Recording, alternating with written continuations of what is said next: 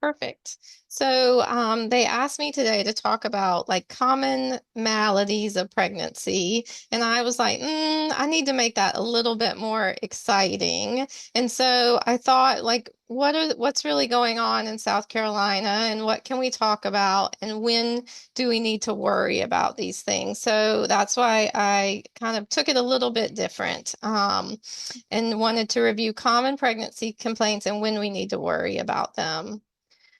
Just before we get started, I think it's important to kind of know who you're referring to, who you get people from, and what we do. And so I did want to just explain my current role. I am the academic vice chair, and I'm 70% clinical and 30% academic. This week has been a lot of academic. Yesterday, I spent time at the med school giving a lecture on breast exams and common breast complaints. And then the afternoon was spent learning how to take a sexual history with the students, which was super fun. And then today I'm in one of my grant funded clinics and also giving that lecture. So a little bit more academic this week, but next week will probably be more clinical. I do split my time between labor and delivery and in-office care, and I have a special interest in GYN ultrasound, menopause transition, and sexual health, but I haven't given up my OB care and see a lot of patients for that. I probably deliver somewhere between like 5 to 10 of my own patients a month, but then also the resident patients as well. And in my academic role, I do grant development, research guidance, mentorship, and just further our academic mission for Prisma. And this is my family, which I'm also a mom full time as well. Um, I did want to mention we are hosting our Prisma Health Women's Research Forum.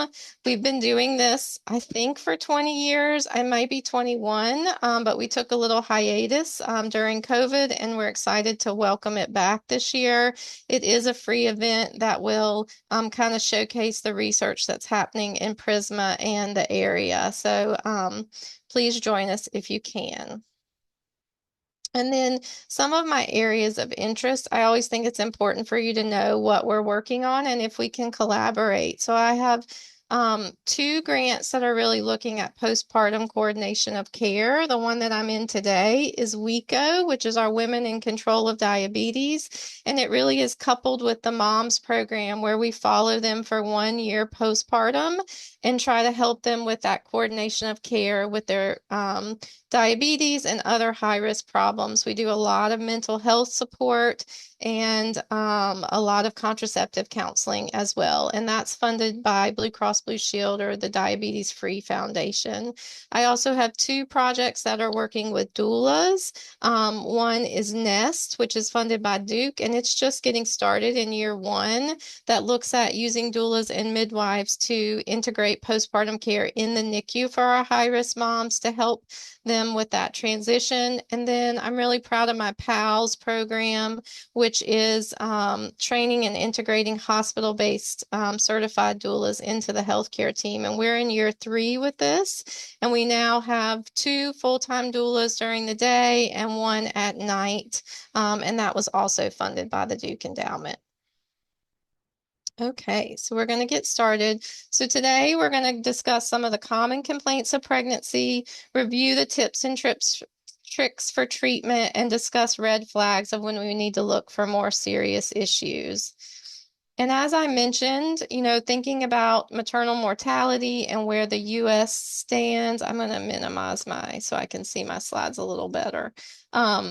Looking at where the U.S. stands, we definitely have some work to do. And then when we look at South Carolina in general, we are somewhere in our urban rate, we're 34 cases per 100,000, but our rural rate is 55 pregnancy rated mortality rate. And some of our leading causes are some of the things that we're going to talk about: infection, mental health disorder, cardiomyopathy, cardiovascular conditions, all things that are pertinent to today's talk.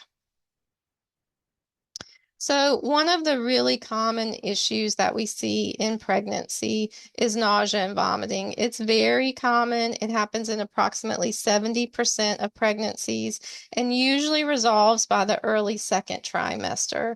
We think this is elevated levels of beta HCG, estrogen, and progesterone. And that's why, as your beta HCG goes down, then typically it starts to get better in the second trimester, but some women it continues with those elevations of estrogen and progesterone. Um, there is a really nice ACOG practice bulletin that goes over how to manage nausea and vomiting of pregnancy. But some of the things that I counsel patients are frequent small meals, avoiding spicy or fatty foods, treating their reflux. I tell the residents, always treat for reflux in these patients. There is some evidence about using ginger and acupressure bands. And then one of the biggest things is just assessing how disturbing it is for the patient. Like, is this something that is affecting their daily life, or is it something that they just need to take a little Zofran here and there for? One of the biggest things that I do is I prescribe them vitamin B6, 25 milligrams 3 times a day, and doxalamine, 12.5 milligrams at bedtime. And I find that if I start with this at their first visit, then I can usually get insurance coverage for diclegis or Bongesta.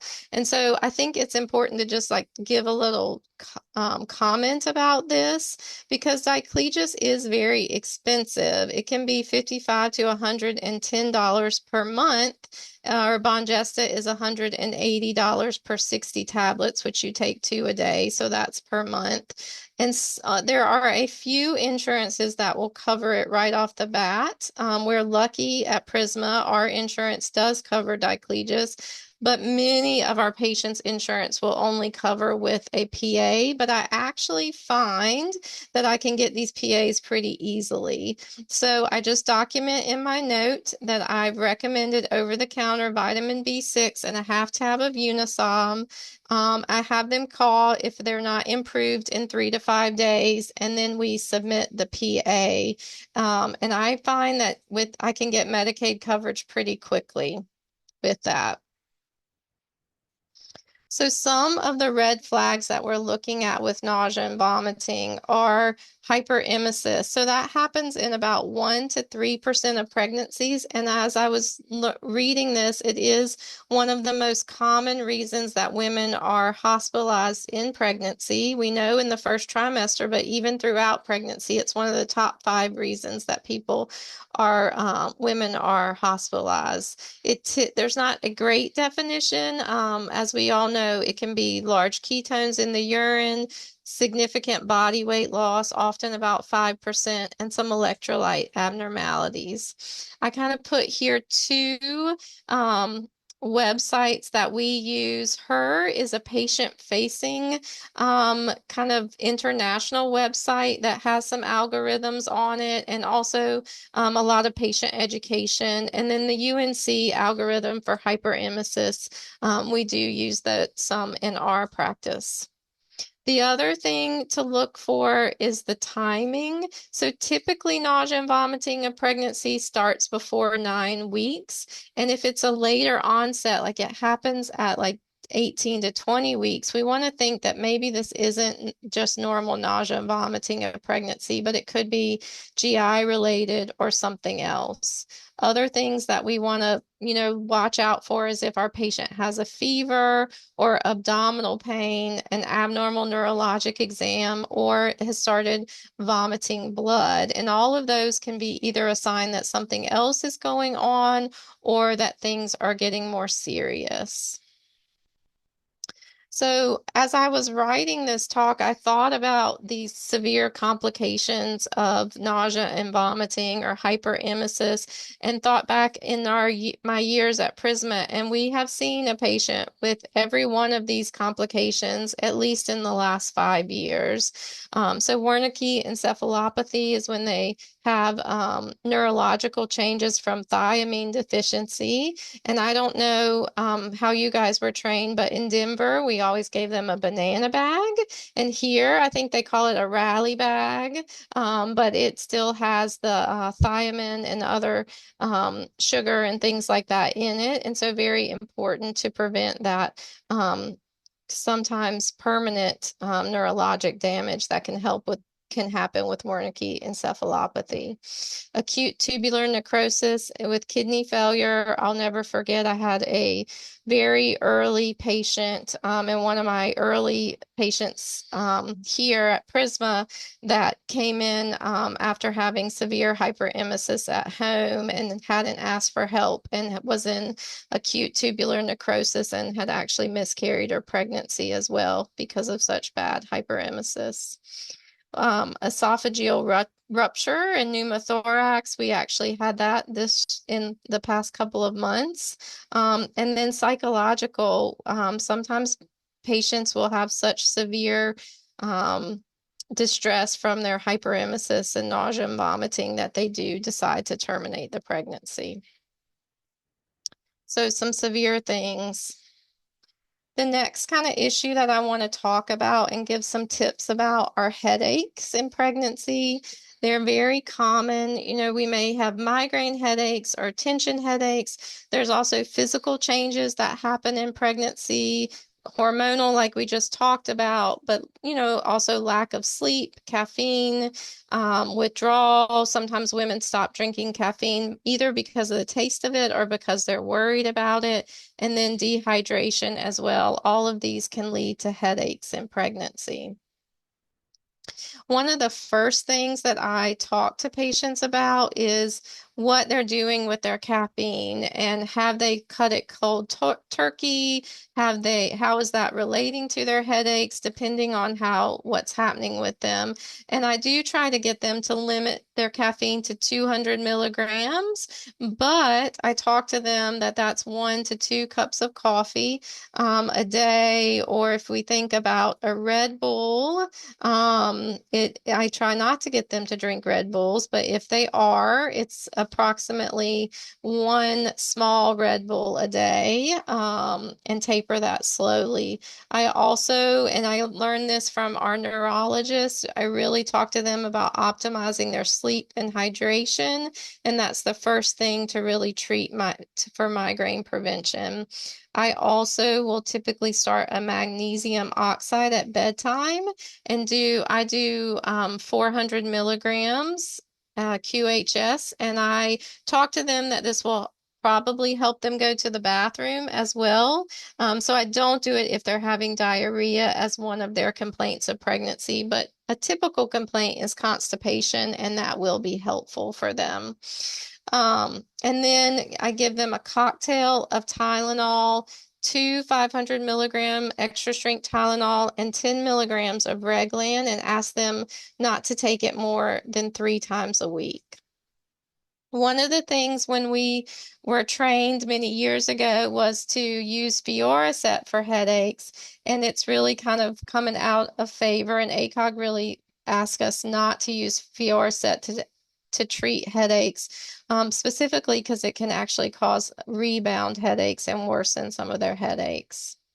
One of the things that we're really lucky to have here at Prisma is Dr. Stephanie Pellini, and you can certainly send in a referral for her. She is a neurologist who specialized in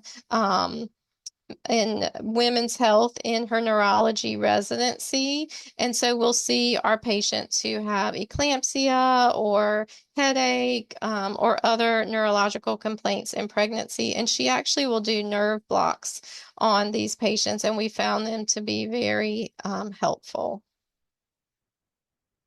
So things that are associated with new red flags are new neurological symptoms. So we do know patients can certainly still have a central venous thrombosis or other rare complications in pregnancy, and so we don't want to minimize those. So if we have sudden onset of blurry vision or nerve deficits, gait changes, those things we really want to make sure that we're not missing something something else. And we have occasionally gotten MRIs on our patients in pregnancy when these things come up to make sure. Of course, we worry about preeclampsia and making sure we're not missing elevated blood pressures when they're over 20 weeks. If they have a very sudden, severe headache, that's where we think of an intracranial hemorrhage, and we don't want to miss a thunderclap headache. And so that would require more evaluation. And then fever or vomiting, those can sometimes be associated with infection, and vomiting even sometimes with a brain mass. So those are some red flags we really want to look out for with headaches. Now, the next issue that I wanted to talk about, I thought, like, what are the most common things that come up very often in our office? And tachycardia, for sure, is a very common complaint, especially as our patients are wearing watches that track their heart rate or their Aura rings. They will talk to you about how their heart rate has increased and want to make sure that it's normal. Also, because cardiovascular disease is so common in our patients, it's also something that can be a sign of more severe problems.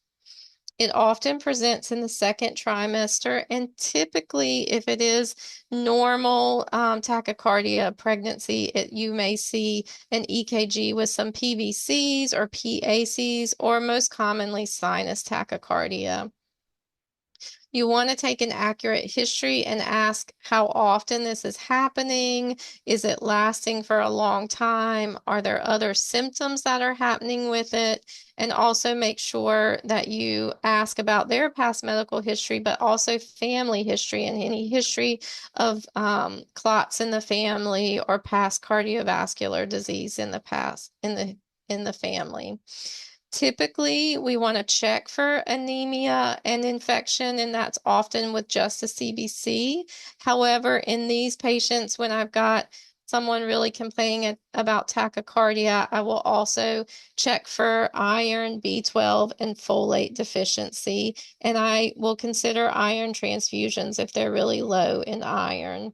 I do find that my patients with B12 deficiency seem to be a little bit more symptomatic, and they often will have tachycardia, and sometimes that will fix the issue. However, I thought this was a good opportunity to just remind people about some of the things we really need to look out for in our patients with tachycardia. And I always think it's pretty amazing that the changes that happen in our heart occur so early in pregnancy, even before women even know that they're pregnant.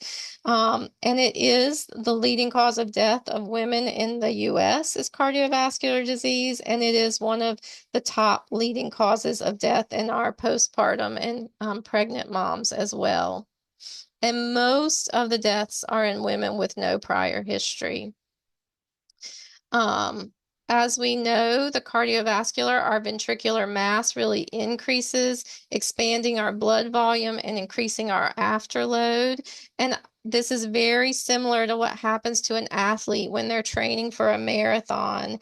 It is reversible after pregnancy, but most changes begin really early, like I said, 5 weeks, and peak at 30 to 34 weeks. Just a little review. I always think these numbers are so good to look at and review. Our cardiac output, which is our stroke volume and our heart rate, increases by 25% by 8 weeks and 50% in 34 weeks. And in a twin pregnancy, it increases even 20% over our singleton pregnancies. So, really, I always tell them, like, imagine all of that increased cardio output, and then you imagine the stress of labor and the anticipation and the pain, and think what happens. Our heart rate does naturally increase in pregnancy. It increases by about 15 to 20 beats, and this peaks by 32 weeks. So sometimes if I have a patient who her baseline has been in the 80s and she increases to the low 100s, I don't get worried about her. Um, the other thing I always think is important to put on here as we think about other symptoms in pregnancy is our blood pressure. It's our cardiac output times our systemic vascular resistance, and our blood pressure is much lower in pregnancy, mostly secondary to decreases in our systemic vascular resistance from that increased progesterone that causes that smooth muscle relaxation and our relaxation of all of our arterioles.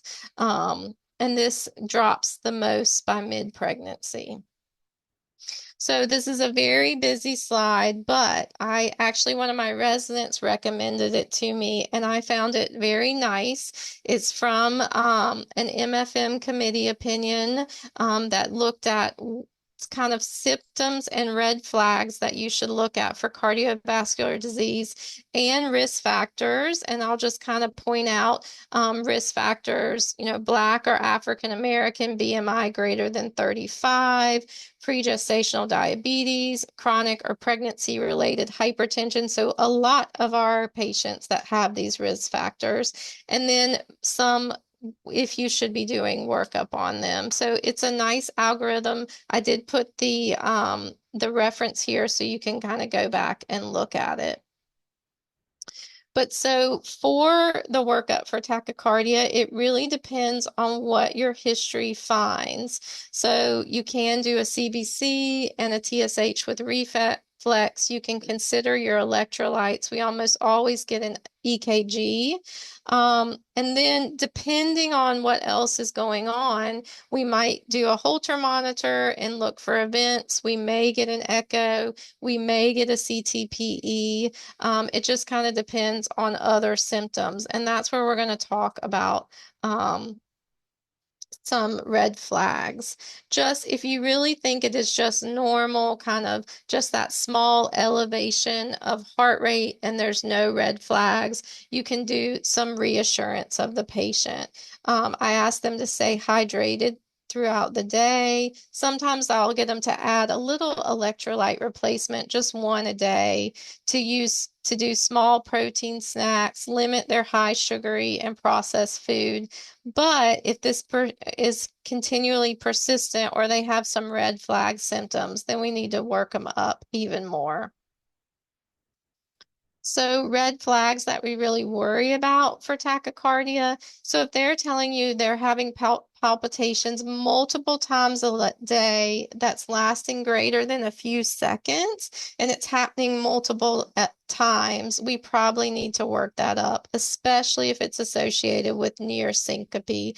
That's making us worry that something else is going on. If they have resulting shortness of breath that's just getting worse, that seems outside of normal. Of course, if they're having orthopnea where they cannot lay flat to sleep at night. Severe fatigue. I know all of these things can be really normal in pregnancy, but kind of, coupling them together. And if it's giving you, they've got risk factors and you've got these red flags together, those are women that you need to look for a different source. And then, of course, if we're getting chest pain or we're having a fever and there's some evidence of infection, those are when you need to really worry about tachycardia. And so then the last little bit that I wanted to talk about before we had our break was insomnia in pregnancy. This is, I think, one of the things that surprised me the most in my pregnancy. I wasn't prepared for how severe insomnia can be. It occurs in all 3 trimesters, and it's reported by as many as about 45% of patients. We think it's because of hormone levels, rising estrogen and progesterone levels, which are 10 times greater than our peak menstrual level. level. But there's so many other things that make us have insomnia of pregnancy, like musculoskeletal complaints, back pain. Of course, if they're having worsening nausea or reflux, their bladder, they have to empty, leg cramps, contractions. Sometimes the baby in itself is keeping them awake. And then sometimes it can be emotional distress, like vivid dreams or anxiety and depression. So lots of opportunity to have insomnia in pregnancy. So some of the things that I talk to them is really trying to limit their screen time, making their sleeping area more comfortable. I tell them very freely that I had lots of pillows surrounding me in my late trimester of pregnancy, and my husband went to the guest bedroom, so I didn't disturb him. And then regular physical activity, trying to get them to do a little bit of physical activity to help with sleep. Obviously, if there are like things like reflux or nausea keeping them up, trying to treat that. And then maybe even limiting fluids after 6 p.m. if they're finding they're getting up really frequently to go to the bathroom. And the other tip that I think is a nice point is just tell them not to just lay there and toss and turn in the bed. If it's been more than 20 minutes and they're really not falling asleep, they may just need to find something non-stimulating to do. I read many books in my third trimester of both pregnancies because I just had such bad insomnia. Um, there are pretty good evidence that cognitive behavioral therapy can be very helpful for insomnia, and there's several apps that are available that are free. Actually, I put them on here, two of them that have some data behind them. The CBTI Coach is from the CDC, and then Sleepio is another one that's a free option for patients. For medications, you can do some Unisom or Benadryl. If we need to, we can do things like trazodone or gabapentin, but typically I'm doing these in conjunction with psychiatry if it's getting so bad that I feel like I need to add those. But I will tell them they can occasionally take a Unisom or Benadryl if they need to.